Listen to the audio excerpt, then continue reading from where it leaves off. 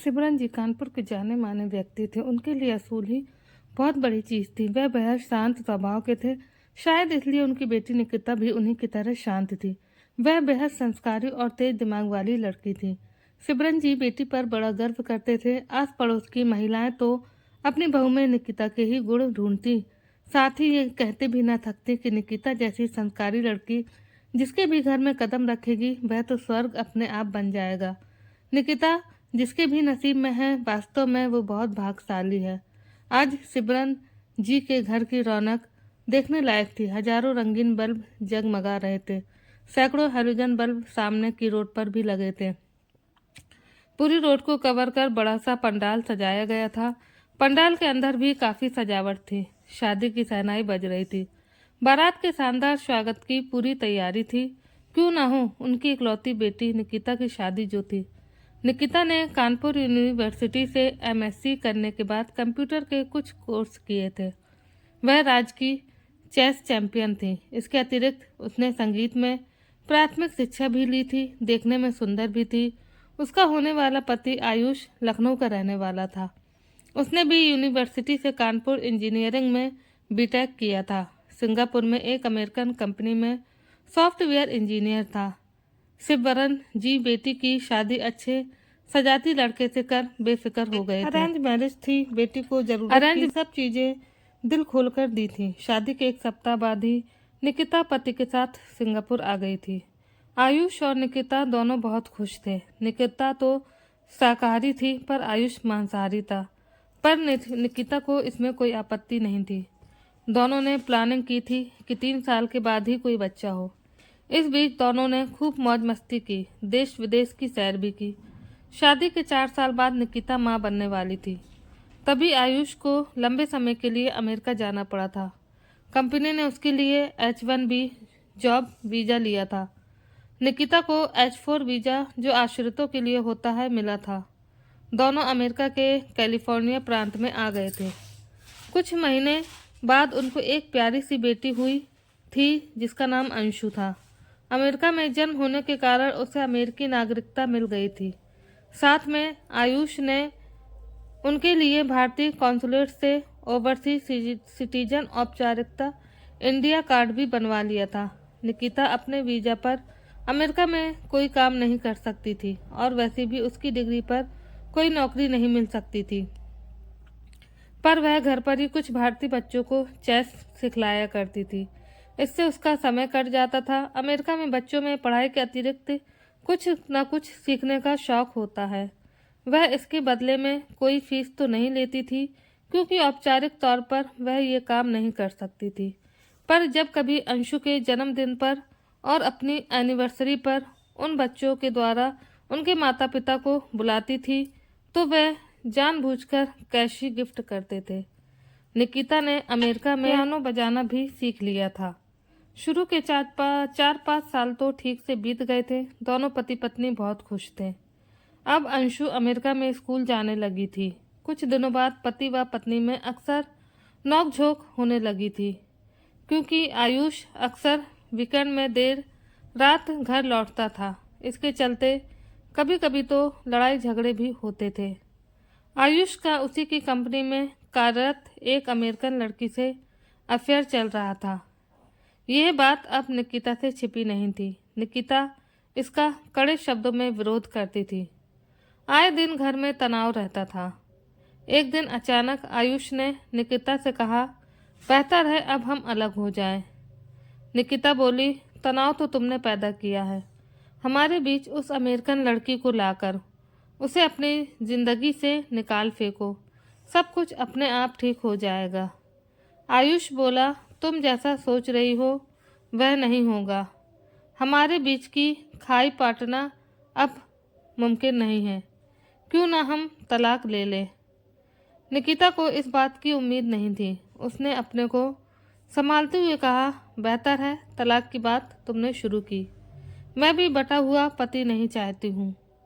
थोड़ी देर रुककर फिर निकिता ने आगे कहा, क्यों ना हम एक बार इंडिया में अपने अपने घर बात कर उन्हें ये सब बता दें। इसके बाद जैसा तुम कहोगे वैसा होगा। आयुष इसके लिए तैयार नहीं था। उसके मन में चालाकी सूझी थी। उसे अमेरिका आए 5 साल से ज़्यादा हो गया था।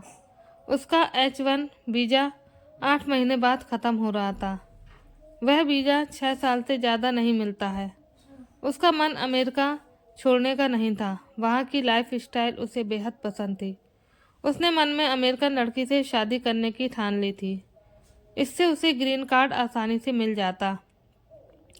फिर अमेरिका में जितने दिन चाहता रह सकता था। उसको भय था कि ये बात निकिता के पिता को अच्छी नहीं लगेगी और वे खुद एक वकील हैं, आसानी से तलाक नहीं होने देंगे और मामला लंबे समय तक लटका रहेगा। निकिता ने आगे कहा, सीरियसली बताओ मुझे क्या करना चाहिए। आयुष बोला, मैं यहाँ डाइवोर्स सूट फाइल करूँगा और तुम्हें बता दूँ कि कैलिफोर्निया में नो फॉल्ट तलाक का नियम है। यदि पति या पत्नी में से कोई भी यहाँ की कोर्ट में तलाक की अर्जी देता है किसी वजह से भी, तो उसे कोर्ट में वजह साबित करने की ज़रूरत नहीं होती है। हाँ, ज़्यादा से ज़्यादा प्रॉपर्टी के बंटवारे और बच्चे की कस्टडी के लिए आपस में समझौता कर लेना होता है या फिर कोर्ट के फैसले का इंतजार करना पड़ता है। निकिता बोली, जब तुमने फैसला कर ही लिया है तो मैं तुमसे ज़बरदस्ती बनकर नहीं रह सकती हूँ। ठीक है, अब देर रात हो चुकी है, आगे कल बात होगी। रात में निकिता ने अपने पापा को सारी बातें विस्तार से बताई थी। उसके पिता ने कहा भी था कि वे आयुष के पूरे परिवार को इंडिया में कोर्ट केस में बुरी तरह ऐसा फंसा देंगे कि पूरी ज़िंदगी कोर्ट के चक्कर लगाते रहेंगे। निकिता ने कहा, नहीं पापा, इसमें आयुष के परिवार का कोई दोष नहीं है। उनको बेवजह क्यों तंग करना है? और जब आयुष को मुझसे प्यार ही नहीं रहा तो मैं क्या उनसे प्यार की भीख मांगूं? अगले दिन निकिता ने आयुष से कहा, तुम अपने पेपर्स तैयार करा लो, मैं साइन कर दूंगी। और बोला, इसमें एक बाधा है जो तुम्हारे हित में नहीं है। वह बोली, अब भी तुम मेरा हित सोच रहे हो? आयुष बोला, बात ठीक से समझो। जिस दिन कोर्ट में से तलाक मिल जाता है उसी दिन से तुम्हारा अमेरिका में रहना गैर कानूनी हो जाएगा, क्योंकि तब तुम मुझ पर आश्रित नहीं रहोगी और तुम्हारा वीज़ा रद्द हो जाएगा। तुम भारी मुसीबत में फंस जाओगी। निकिता बोली, तब मुझे क्या करना चाहिए? वह बोला, मैं सारे पेपर्स तैयार करवा लेता हूँ। इसके अतिरिक्त एक एग्रीमेंट भी तैयार कर लेता हूँ। मेरा जितना भी बैंक बैलेंस और शेयर्स हैं उसका आधा तुम्हें दे रहा हूँ और सिब्रम की कस्टडी भी तुम्हें दे रहा हूँ, क्योंकि बेटी माँ के साथ ज़्यादा खुश रहेगी। तुम सारे पेपर्स पर साइन कर दो, जितनी जल्दी हो जाए अच्छा है, क्योंकि हम वकील के यहाँ या कोर्ट जाएंगे महंगा पड़ेगा। वहाँ वकील की फीस बहुत ज़्यादा होती है। पेपर साइन कर तुम इंडिया जा सकती हो, क्योंकि तब तक तुम्हारा वीज़ा वैलिड रहेगा। बाकी सब मैं यहाँ देख लूँगा। निकिता बोली, ठीक है, मुझे सब कुछ मंजूर है जिसमें तुम्हारी खुशी है। तुम पर प्यार ना तो थोपूंगी और ना ही इसके लिए तुमसे भीख मांगूंगी। आयुष बोला, तो मैं वकील से मिलकर पेपर्स तैयार करा लेता हूँ। निकिता बोली, हाँ करा लो, मगर मुझे तुम्हारा एक पैसा भी नहीं चाहिए। इंडिया जाने का अपना और अंशु का टिकट मैं खुद कटाऊंगी। मुझे या अंशु को जो कैश गिफ्ट मिलते थे उनमें से कुछ पैसे बचाए हैं। इसके अतिरिक्त पापा का दिया क्रेडिट कार्ड भी है, उससे मेरा काम हो जाएगा। हाँ, अंशु मेरी बेटी और मेरे साथ ही रहेगी। आयुष बोला, मगर अंशु के लिए मैं कुछ देना चाहूँगा। वे पैसे हमारी तरफ से अपनी नई अमेरिकन बीबी को गिफ्ट कर देना, निकिता ने कहा। 2 दिनों बाद आयुष ने निकिता को तलाक से संबंधित पेपर्स दिए थे। निकिता ने उन पेपर्स पर साइन कर आयुष को लौटा दिए थे। कुछ ही दिनों के बाद निकिता को कोर्ट से भी एक नोटिस मिला था, जिसे उसने तलाक पर अपनी सहमति के साथ वापस भेज दिया था। 2 सप्ताह के अंदर निकिता अपनी बेटी अंशु के साथ इंडिया आ गई थी। 38 वर्ष की उम्र के आसपास अब वह एक बेटी की सिंगल पेरेंट थी। उधर आयुष अपनी अमेरिकन प्रेमिका के साथ रहने लगा था। चंद महीनों के अंदर आयुष और निकिता का तलाक भी हो गया था। फिर आयुष ने अमेरिकन से शादी कर ली थी। इधर निकिता अपने पापा के साथ कानपुर में थी। उसके पापा ने कहा, बेटी तू डरना नहीं, तेरा बाप जिंदा है, तुझे किसी प्रकार का कष्ट नहीं होने देगा। निकिता ने कहा, मुझे आपके रहते किसी बात की चिंता नहीं है, पर मुझे अपना और बेटी अंशु का भविष्य सुनिश्चित तो करना ही होगा। हम पूरी दुनिया यानी कि पूरी जिंदगी किसी के सहारे तो नहीं काट सकते हैं। इंडिया आने के कुछ ही महीने बाद अपने फ्री समय में घर से कंप्यूटर पर स्काइप द्वारा अमेरिका के अपने कुछ पुराने बच्चों को चेस की कोचिंग देने लगी थी। इसमें अच्छी आमदनी भी थी। एक बच्चे से 1 घंटे कोचिंग के लिए 1000 रुपये तो आसानी से मिल जाते थे। क्योंकि अमेरिका में यही बच्चे 1 घंटे के लिए $100 तक देते हैं। इसके अतिरिक्त निकिता को पियानो बजाना भी आता था। कानपुर में उसे कोई पियानो सीखने वाला विद्यार्थी तो नहीं मिला, क्योंकि वहाँ पियानो दूर दूर तक किसी के पास नहीं था, पर कुछ बच्चे कीबोर्ड सीखने वाले मिल गए थे। पिता के रहते उसे पैसे की कोई कमी नहीं थी, फिर भी वह आर्थिक रूप से अब आत्मनिर्भर थी। उसने अंशु का एडमिशन भी एक प्रसिद्ध इंटरनेशनल स्कूल में करा दिया था। छुट्टियों में वह अंशु के साथ किसी न किसी हिल स्टेशन पर जाती थी। इससे कानपुर की गर्मी से भी बच जाती थी और मनोरंजन भी हो जाता था। उसने कम उम्र में ही अंशु को भी चेस की कोचिंग देना शुरू कर दिया था। उसने एक एनजीओ भी ज्वाइन कर लिया था जो अमेरिका में पीड़ित भारतीय महिलाओं की मदद करता था। एक बार निकिता के घर उसकी मौसी आई थी। निकिता कहीं घूमने के लिए बाहर निकल रही थी। वह जीन्स और टॉप पहने थी। उसकी ड्रेस पर मौसी ने कहा, ये क्या पहनावा है, बेटियों को ठीक से तो रहना चाहिए, इतनी उम्र हो गई इतना भी नहीं सीखा। निकिता ने कहा, मौसी आपने तो ऐसा ब्लाउज पहन रखा है कि आधी छाती और आधी पीठ नजर आ रही है, और साड़ी भी नाभि के नीचे बांध रखी है। मेरे पहनावे से तो मेरा कोई अंग प्रदर्शन नहीं हो रहा है, तब मेरी ड्रेस बुरी कैसे हुई। मौसी तिलमिलाकर रह गई थी। निकिता दिन पर दिन पहले से ज़्यादा ही स्मार्ट लगने लगी थी। मेकअप तो नाम मात्र का करती थी, पर अपने पसंदीदा ब्रांडेड कपड़े और रंगीन चश्मा पहनकर जब भी निकलती थी, उसे देखकर कोई भी 30 साल से ज़्यादा की नहीं सोचता था। निकिता ने GRI और प्रसिद्ध अंग्रेजी भाषा की परीक्षा में अच्छे स्कोर्स हासिल कर लिए थे। ये दोनों टेस्ट अमेरिका में आगे की पढ़ाई के लिए ज़रूरी होते हैं। उसने अमेरिका की कुछ प्रसिद्ध यूनिवर्सिटीज़ में PhD के लिए अप्लाई भी कर दिया था। अपनी पढ़ाई और अन्य सामाजिक कार्यों से उसने यूनिवर्सिटी और शहर में अपनी विशिष्ट पहचान बना ली। अमेरिका की अच्छी यूनिवर्सिटीज़ से स्कॉलरशिप के साथ PhD का ऑफर भी मिल गया था, जिनमें कैलिफोर्निया की स्टैनफोर्ड भी थी। उसने स्टैनफोर्ड जाने का फैसला लिया था। उसे F1 स्टूडेंट वीज़ा भी मिल गया था। बेटी अंशु को अमेरिका नागरिक थी ही उसे अमेरिका जाने के लिए किसी वीज़ा की ज़रूरत नहीं थी। निकिता के पिता ने अमेरिका जाने के पहले उससे कहा, बेटी एक बार फिर से सोच लो, तुम अमेरिका में अकेले रह सकोगी। मुझे तुम्हारी और अंशु की सुरक्षा की चिंता है।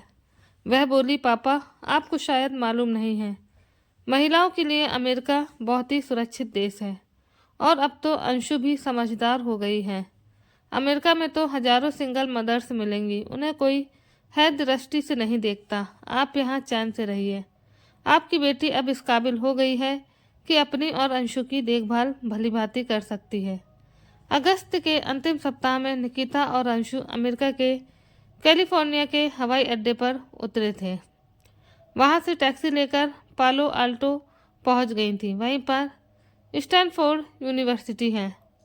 वहाँ जाने के पहले निकिता ने एक रूम का अपार्टमेंट इंडिया से ही बुक कर लिया था। बेटी अंशु भी स्कूल जाने लगी थी। सुबह यूनिवर्सिटी जाते समय उसे स्कूल में छोड़ देती थी और लौटते समय ले लेती थी। कभी लौटने में देर होने की संभावना होती तो उसे स्कूल में ही छोड़ देती थी। अमेरिका में ज़्यादातर पति पत्नी दोनों ही नौकरी करते हैं, तो उनके छोटे बच्चों के लिए स्कूल में अक्सर ये सुविधा होती है। देखते देखते 5 साल गुजर गए थे। उसने अपने प्रोजेक्ट्स सबमिट कर दी थी, जिसमें सौरमंडल के ग्रहों के बारे में अतिरिक्त दुर्लभ जानकारियां थीं। उसकी प्रोजेक्ट को के अतिरिक्त अमेरिका अन्य कई देशों की साइंस मैगजीन में प्रकाशित किया गया था। सब ने इसकी सराहना की थी।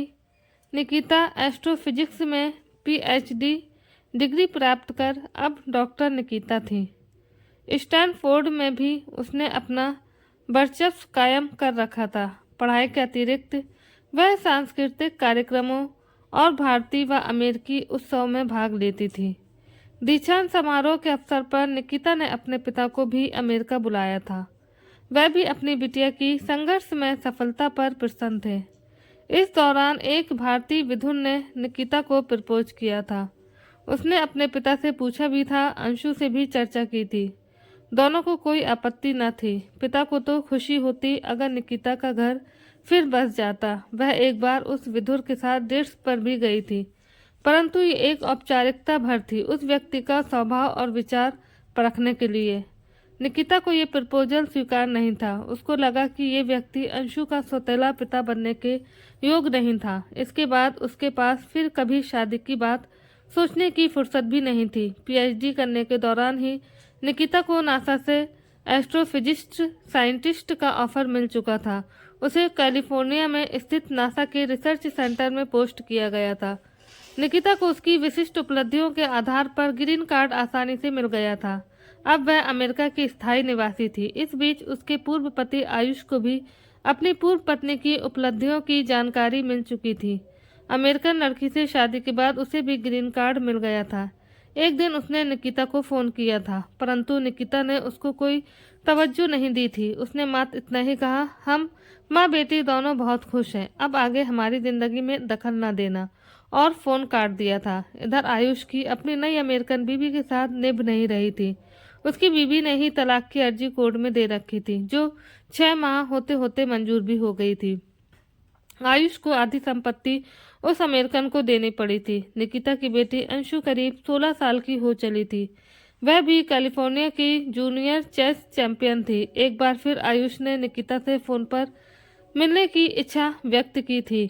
पहले तो वह नहीं मान रही थी, पर उसके बार बार के आग्रह पर रविवार को सुबह मिलने को कहा और फ़ोन काट दिया था। निकिता ने अंशु को भी सारी सच्चाई बता दी थी।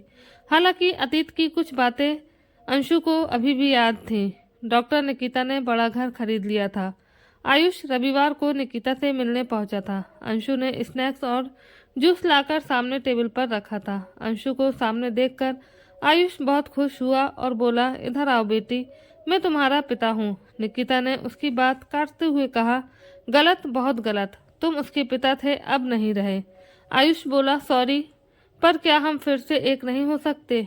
जब जागो तभी सवेरा। निकिता बोली, याद करो, परदेश में तुमने मुझे बेसहारा समझ सड़क पर ला खड़ा कर दिया था। मैं तो कभी सोई नहीं, हमेशा जगी और सचेत थी।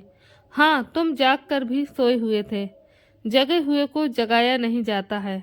आयुष बोला, मुझे तुमसे तलाक लेने का अफसोस है, पर क्या फिर हम मिल नहीं सकते?